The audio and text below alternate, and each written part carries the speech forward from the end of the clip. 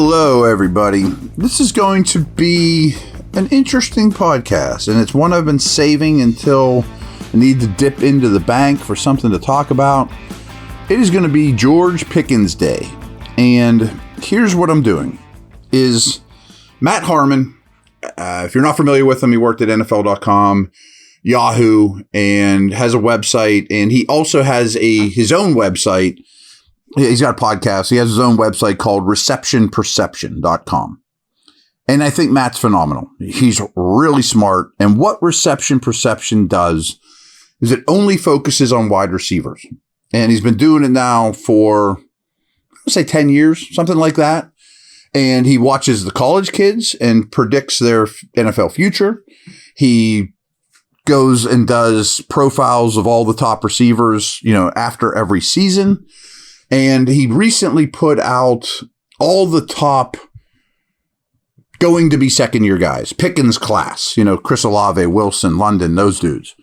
And he really breaks it down pretty scientifically. So it's a pay site. I pay for it. Well, he actually comps me because we're friends, but whatever. Not. And so, he keeps in mind what he thought of these guys coming out of school, and then how they're used as a rookie, and then really has a lot of information. And I'm going to read most of his report verbatim. So that's going to basically be the entire podcast, is me just reading this to you about George Pickens, and I'll throw in my own little comments. But I think it's extremely well done. And frankly, in the wide receiver world, Matt's opinion is who I trust more than anyone. And he doesn't watch every single snap that they've played, but he watches a very high percentage, spaces it out over the year, so it's not like he just watched the first 3 games of the year and then writes a guy up. I mean, he does it like an NFL scout does. He watches a lot of these snaps. So I'm going to start reading, and you'll see whenever I kind of chime in with my own thoughts. But before we do, George Pickens isn't perfect, folks. And this shows this very, very well. There are concerns with his game. There are exciting things with his game. And he's not out of the woods of he's the next Antonio Brown, John Stallworth, great Steeler receiver. He has work to do. Matt also addresses the scheme and Matt Canada and, the situation he was in. So I think you'll be impressed with this. Real quick, just as a side note, he is extremely high on Garrett Wilson, Chris Olave, Drake London, all of whom were drafted well ahead of Pickens, as am I. I would trade Pickens straight up for any one of those 3. Jahan Dotson, he also gives a good report to. Christian Watson. I don't know that I would trade Pickens straight up for those guys, but it's a really good receiver class as a whole. But here we go. George Pickens is destined to be one of the most fascinating case studies heading into the 2023 NFL season. If you recall his reception perception prospect profile, which is him coming out of Georgia, he had some tantalizing ex-receiver traits, but some detail gaps. I said back then that he could fall somewhere in the range of a T. Higgins or Dante Moncrief type. So let me stop there. Dante Moncrief. Pickens isn't anything like Dante Moncrief. What are you talking about? This Harmon guy, Williamson. Come on. What he's saying and what he does with these guys is style of receiver. Best case outlook, he could be a T. Higgins ex-receiver. Worst case, he could be a Dante Moncrief. But the way Higgins, Moncrief, and other ex-receivers with these type of sizes are used, that's the mold Pickens is going to go, which he's 100% right about. So his reception perception, his NFL reception perception sample holds much of the same. Some extremely enticing moments, but legitimate concerns. While I like Pickens, I'm afraid there's no clearer candidate at the wide receiver position to become overrated thanks to highlight bias. So folks, put your love of Pickens aside and realize that wonderful one-hand catch is miraculous. But if you just watch highlights, you're going to overrate Pickens because his highlights are ridiculous. You still have to have down-to-down consistency, et cetera, et cetera, et cetera. And that's what he needs to work on in year 2. And again, the scheme isn't great. But then obviously there's things there. So one of the things Matt does is he does success by routes. And basically there's a chart I'm looking at here. The more green, the better. Red is bad. So the routes that he had a very nice success rate were the flat route and a basic out route, corner, a 9 route, which is a go, and a post. So flat routes, a pretty easy one to run. Same with screen, but he ran very few of those. We'll get to those in a minute. His red routes are the slant, the curl, the dig, and the comeback. Basically all the intermediate stuff, which lends me to the conversation we've had about Pickett struggling between 10 and 20 yards. Well, Pickens is struggling between 10 and 20 yards as well. His deep stuff is really good. So this is a little odd too. We'll address this, but Matt also looks at what percentage do you run these routes at?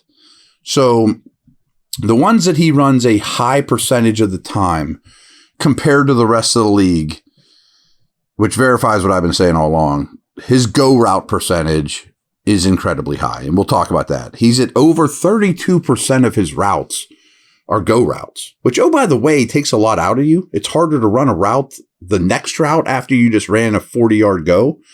And he's running goes at 32% of the time. He's running corners at 9.2. He's running curls at 19.5, comebacks at 5.1. Those are all the ones that are higher than league average. What's right about average for him is out routes, 5.1%. And then he's in the red on posts, digs, slants, and flats, as well as screens. So I know that's a little confusing, but I mean, it's a little confusing for me too, to be honest with you. I don't know what the average receiver runs in terms of dig routes. What percentage of his routes a dig versus an out? I don't know all those things, but this is better explained. We're going to take a quick break and then we'll explain all that information that I just kind of shoved down your throat.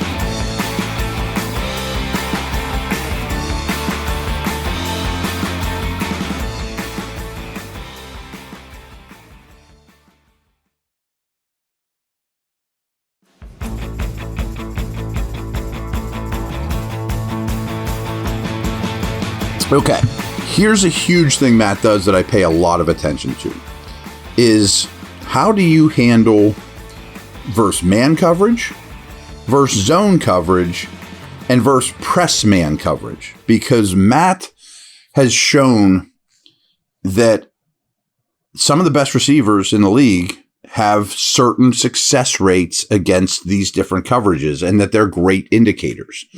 So against man coverage, he is in the 35th percentile, 34th percentile. Okay. That's below average. It's not great. You want to be in the 99th percentile. You want to be in the 100th percentile. Pickens versus zone is in the 5th percentile. And again, this isn't having a completion. This is just Matt watching all 22 tape, isolating Pickens versus zone coverage. Does he get open? Is it a successful route or not? And he's at the bottom of the league. But versus press man coverage is his best, which is the thing you want to be best at. He's in the 69th percentile, so really bad versus zone, really good versus press man, pretty good against just flat out man. So I'm going to start reading again because this is Matt really describing all these things.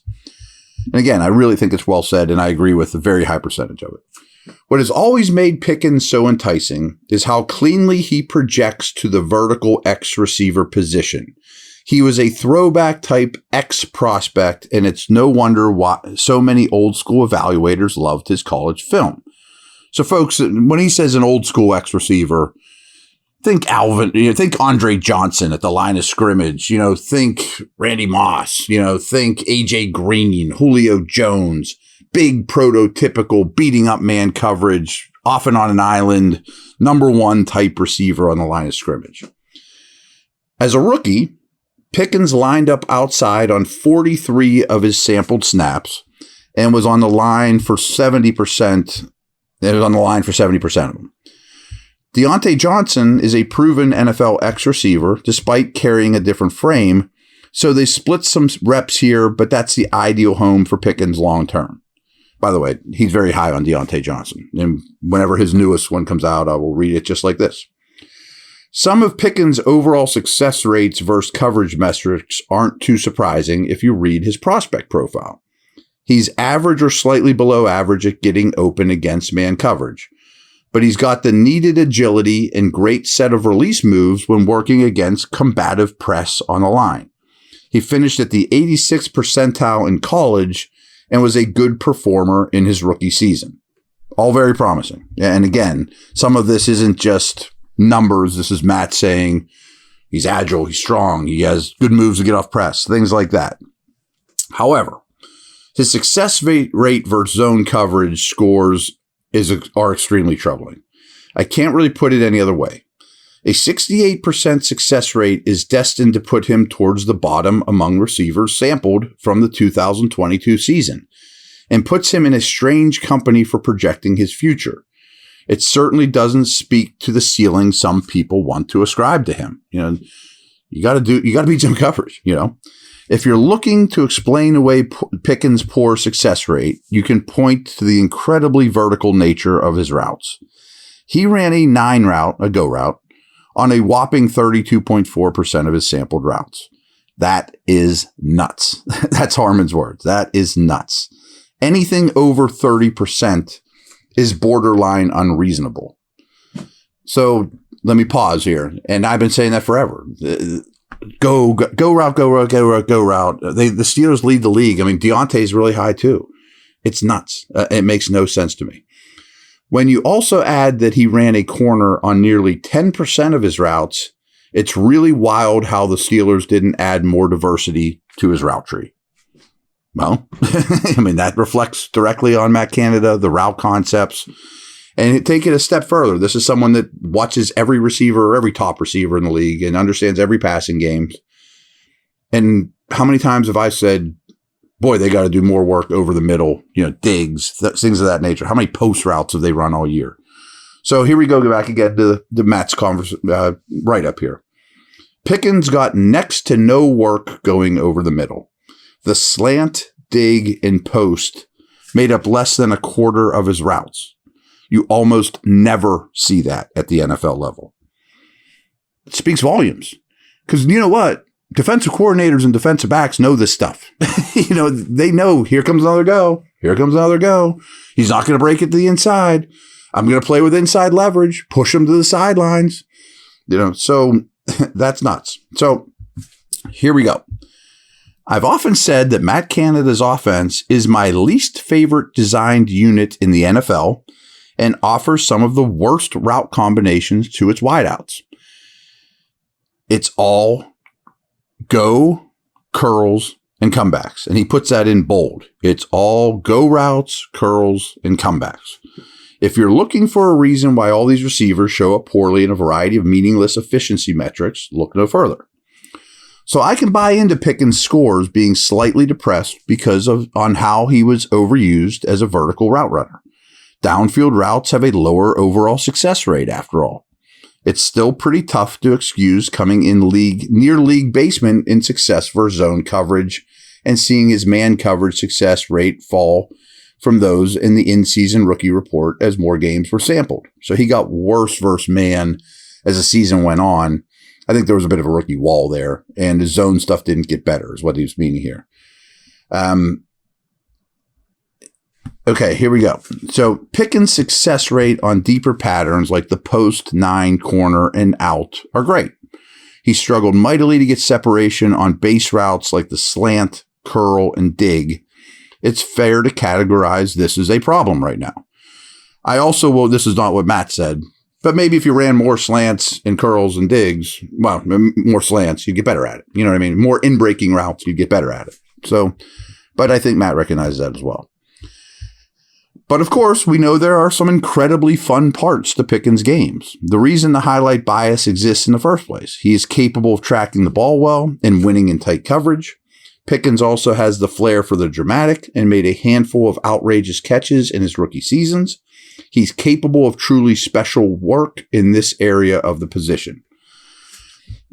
Overall, about 30% of Pickens' sampled targets were contested, and he came down with 79% of them. That's really excellent, but might be lower than some imagine. Again, there's an overall consistency issue with the player, even if he's capable of magnificent moments. I'd say he has really good, not elite ball skills right now. I'm not going to fight Matt too much on that, but I might lean more towards elite than really good. But he does chart these contested catches, and Pickens isn't at the top of the league in terms of what he hauls in, but it's pretty darn good for year one in the league. I'm still betting on George Pickens being a long-term starting X receiver in the NFL. However, based off his rookie year reception perception, I think we need to pump the brakes on guaranteeing he hits his theoretical ceiling.